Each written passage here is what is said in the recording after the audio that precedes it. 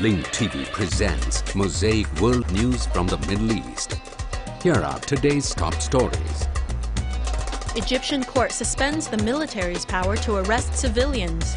Oman cracks down on dissent by prosecuting political activists. And British intelligence chief says Arab Spring is providing a breeding ground for terrorists.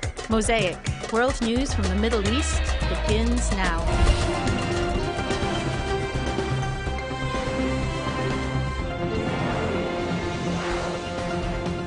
Earlier this month, Egypt's Justice Ministry caused an uproar by giving the military the right to arrest civilians. But a court has now suspended that decision.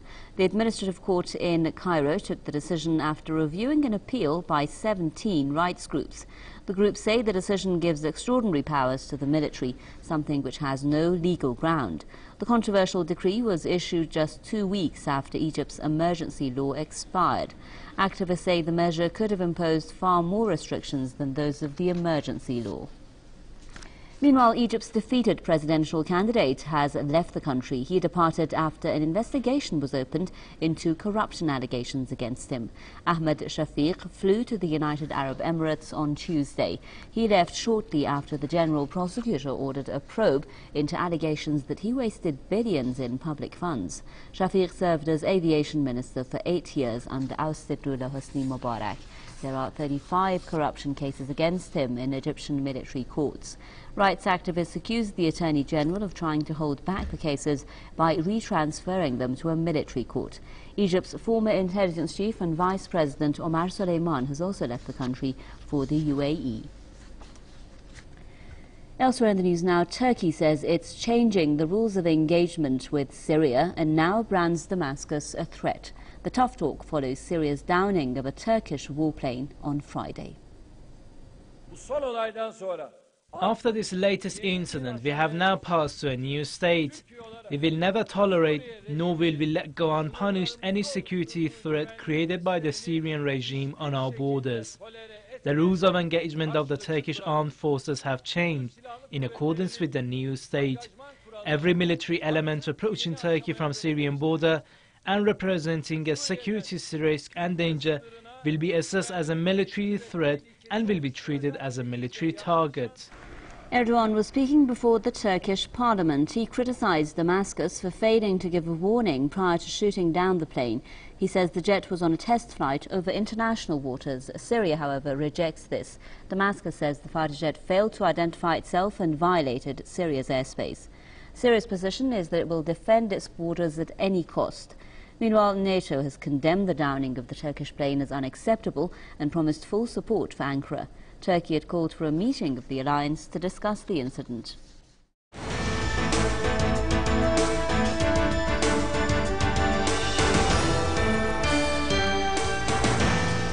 Bahraini revolutionaries have called for staging rallies across the country on a Thursday titled "Victims of Torture, Steadfastness Produces Victory." Today, the revolutionaries held a surprise rally under the slogan "The Lightning Star" by blocking off vital roads across the provinces, including the February 14th Street leading to the financial, diplomatic and commercial centers in the capital al-Manama. The protesters also burned tires on Tahrir Street that leads to Saudi Bridge, which is the only land passage connecting Bahrain to Saudi Arabia. The protesters also blocked off the main street leading to King Hamad al-Safariya Palace amid clouds of smoke extending over the runways of the Bahrain International Airport.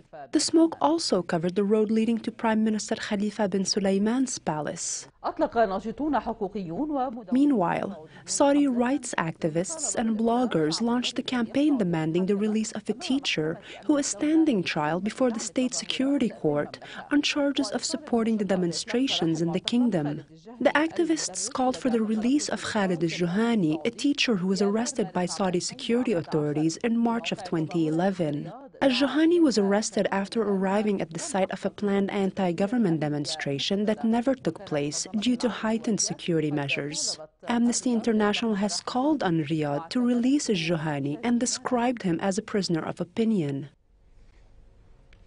A Omani court has started hearing the cases of activists accused of defamation and illegal assembly during protests that demanded political reforms and criticized the conduct of security agencies. The Omani Daily said court proceedings started on Monday against 15 people, 4 of whom are accused of defamation and inciting protests and strikes. The other 11 people were indicted on charges of illegal assembly. Oman has detained nearly 30 people in the last few weeks over protests that erupted following strikes at oil facilities. In addition, several opposition activists were arrested when they visited an oil facility where workers went on strike in late May. A Libyan court has postponed the hearing in the case of former Libyan Foreign Intelligence Chief Bouzid Omar Durda to July 10th. The delay comes after the defendant's lawyer requested more time to review the case. Durda is being accused of ordering security forces to open fire at civilians, forming an armed force to launch attacks on the territories of Jabal al-Gharbi, stirring strife, sparking a civil war, using force to prevent peaceful demonstrations, as well as abusing power.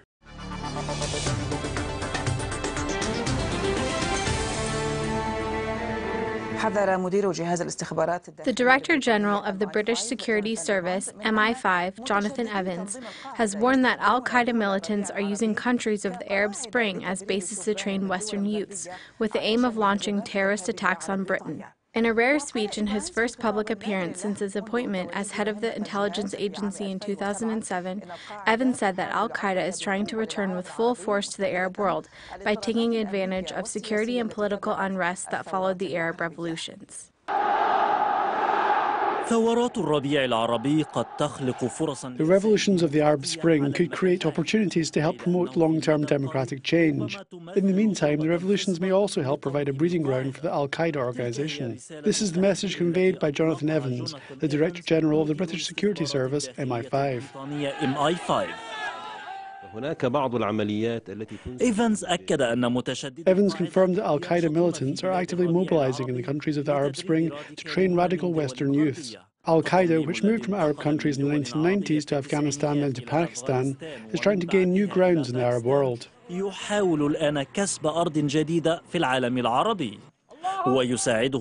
organization is taking advantage of the political and security unrest in the Arab Spring countries and the Horn of Africa. According to the intelligence agency, nearly 200 British residents left the country to receive training by al-Qaeda in countries such as Yemen and Somalia, where they carried out attacks. The agency added that some will return to Britain to carry out similar operations.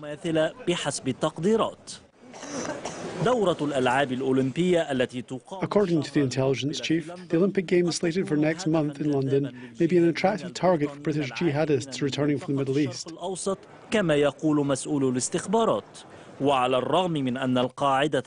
And despite the fact that al-Qaeda has not launched any attacks on Britain since 2005, the threat of coming under attack has become imminent. Mohammed Al-Sayed, BBC.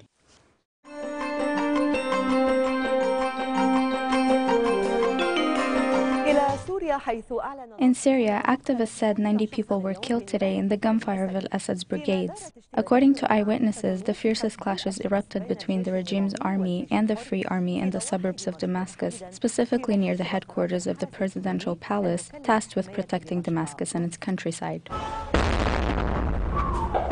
The heavy clashes were the most notable event of the past few hours in Syria, especially in the suburbs of Damascus, near the headquarters of the presidential palace, tasked with protecting Damascus and its countryside.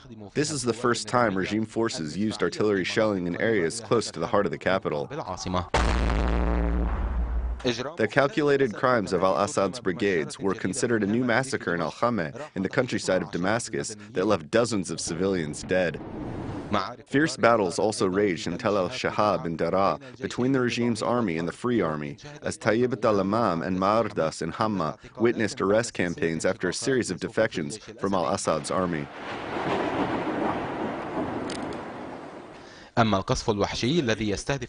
for the brutal shelling targeting dissenting Syrian towns, it continues with al-Assad's brigades pounding Kanakir, Harasta, Duma, Katana, Daraya, and Hamuriya with heavy artillery fire. The forces targeted homes, leading to the killing of a number of people as the Shabiha stormed the city of Erbil to carry out raids.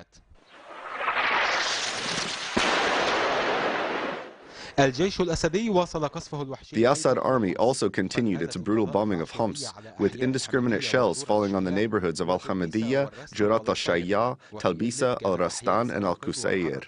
In Idlib, the neighborhoods of Sarakib, Marat al-Naman, and Jabal al-Zawiya were shelled by tanks as well as helicopters that flew overhead to find the revolutionaries' hideouts. In the countryside of Aleppo, the Free Syrian Army announced it seized the city of Darat Azza following fierce clashes with the regime's army. And as bloody developments continue on the ground, the opposition supporters held mass demonstrations and funeral processions for the victims who died on Monday from the bullets of the Syrian security forces.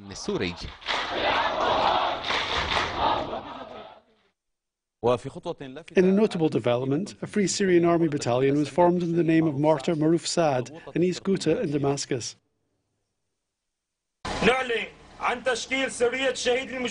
We announced the formation of the militant Martyr Maruf Saad's battalion in East Ghouta in light of the crimes against humanity being perpetrated by the Assad regime's forces that also rape women and kill children. So we are announcing that we will defend our dear homeland and confront the dangers of this corrupt regime. We will retrieve our rights and will ourselves. We want dignity. So when you excel in the industry of death, we say we deserve life and all glory to God. Long live a free Syria.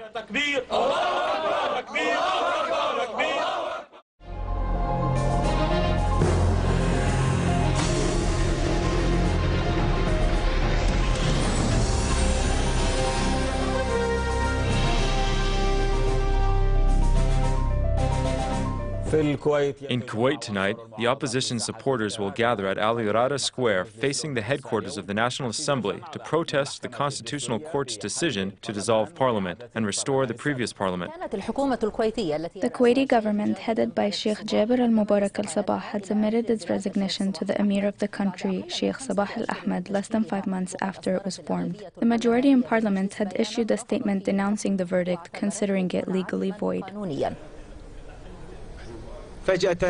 Suddenly, the Kuwaiti government submitted its resignation to the Emir of the country, Sheikh Sabah al-Ahmed al-Sabah. The Speaker of Parliament rushed to hold a press conference to clarify the reasons that led the government to quickly resign, especially after the Constitutional Court's latest verdict.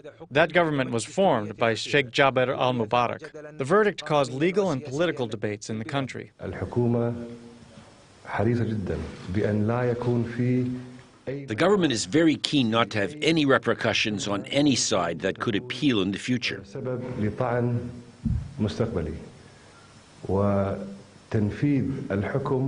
Implementing the verdict requires lifting decrees. These decrees must be lifted by a government that's formed in the right manner. The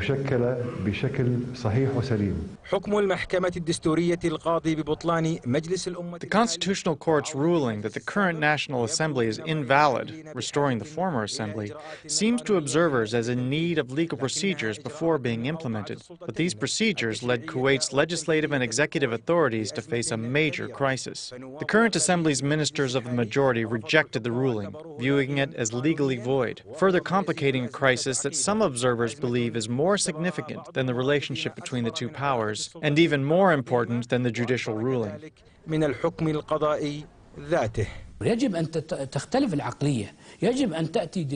mindset must change. Young blood is needed. Strategic thought is required. The leadership style must take the country in the right direction, away from this ongoing decline.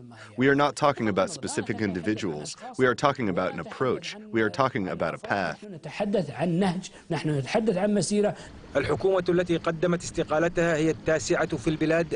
government that resigned is the 9th since 2006, and the 2nd formed by Sheikh Jabir al-Mubarak after mass popular mobilization. A mobilization that led Kuwait's emir at the time to dissolve the two powers and call for new elections. يبدو أن الأزمة السياسية التي تمر بها الكويت It seems the political crisis in Kuwait is the most difficult in its political history since it deepened the conflict between the executive and legislative powers, notably after the Constitutional Court's ruling. As the crisis worsened, the rift between the two powers also grew. Saeed El-Saidi, Al Jazeera, Al-Kuwait.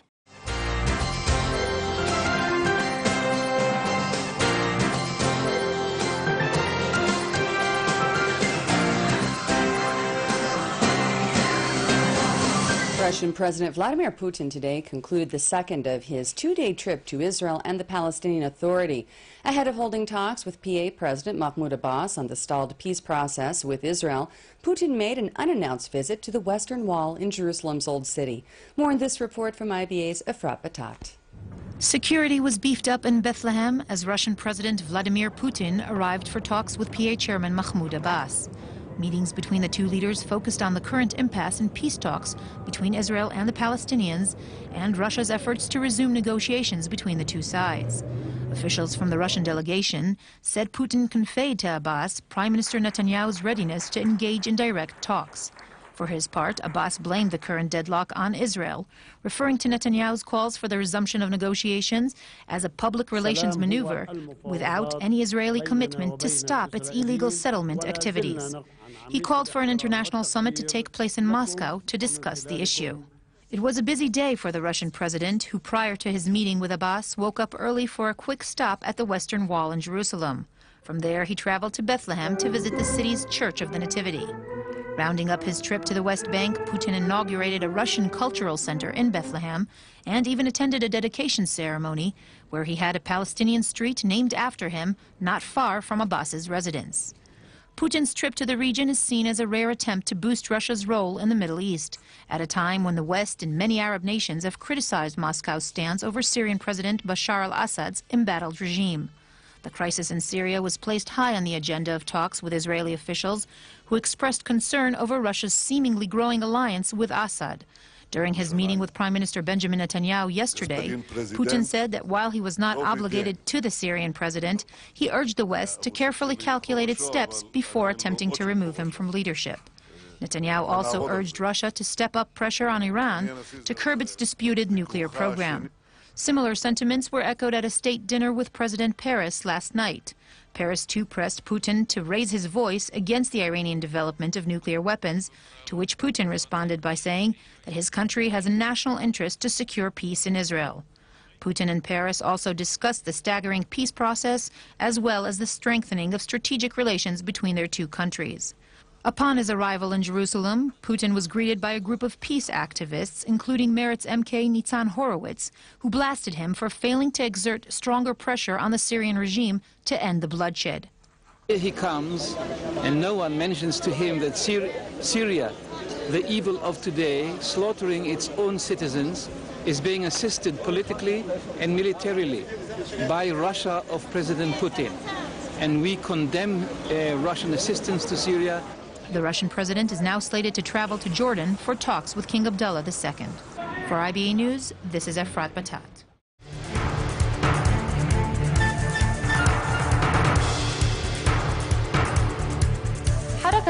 Hamas celebrated Mohamed Morsi's victory as president of Egypt by holding marches in the Gaza Strip.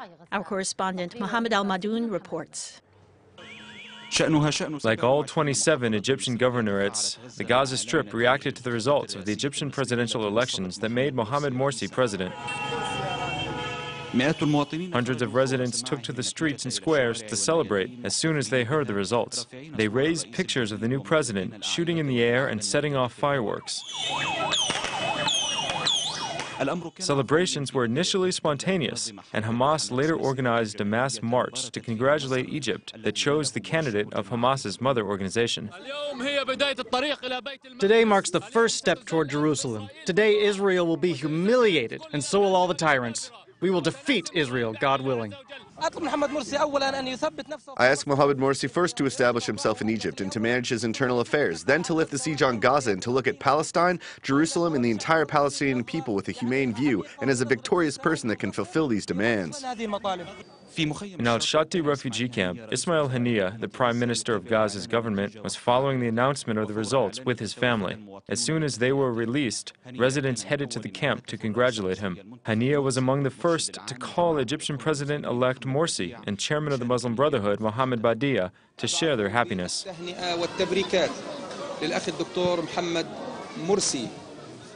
I send my congratulations and blessings to my brother, Dr. Mohamed Morsi, for winning the presidency of the Arab Republic of Egypt, and to the Egyptian people who put their trust in the man of this period, to a Renaissance man, to a man of the revolution.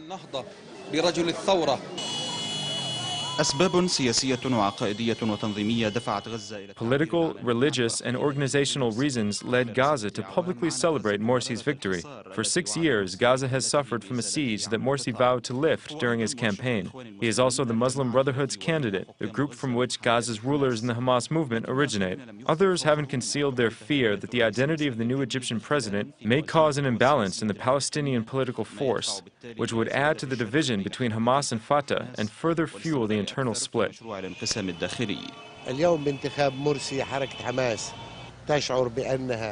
Today, after Morsi was elected, Hamas feels that it's facing new prospects. A great force has been added to its power, so the internal Palestinian front is more balanced. The reconciliation's effective factors indicate that the treaties and agreements are no longer valid or effective. The great joy in some of the Strip's governorates turned upside down after a resident was killed by a stray bullet in the city of Rafah and 6 others were injured. Everyone agrees that the relationship between Gaza and Egypt needs to return to normal, as any relationship between two neighboring entities. However, the dangers remain of pushing Gaza toward the south and separating it from the rest of the Palestinian territory, which would exempt the occupation of many of its responsibilities. In any case, the belief here is that it is not possible to have anything worse than the toppled Mubarak regime. Mohammed Al-Madhoun, New TV, Gaza, Palestine. The views expressed on Mosaic are from contributing broadcasters, not Link TV or its sponsors. The production of Mosaic is made possible by grants from the John D. and Catherine T. MacArthur Foundation, the Wincote Foundation, the Firedoll Foundation, and by support of viewers like you. Thank you. Watch Mosaic World News online. Stay up to date with breaking news, read our blog, get transcripts of past shows, and more at linktv.org/mosaic.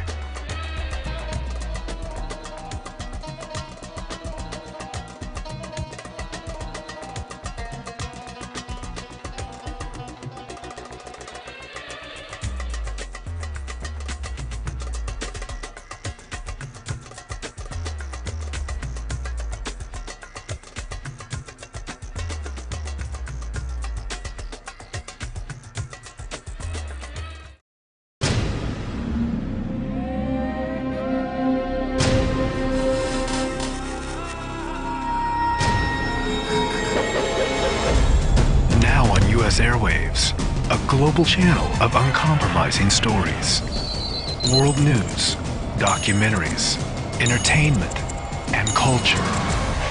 Link TV, connecting you to the world. For more information, visit linktv.org.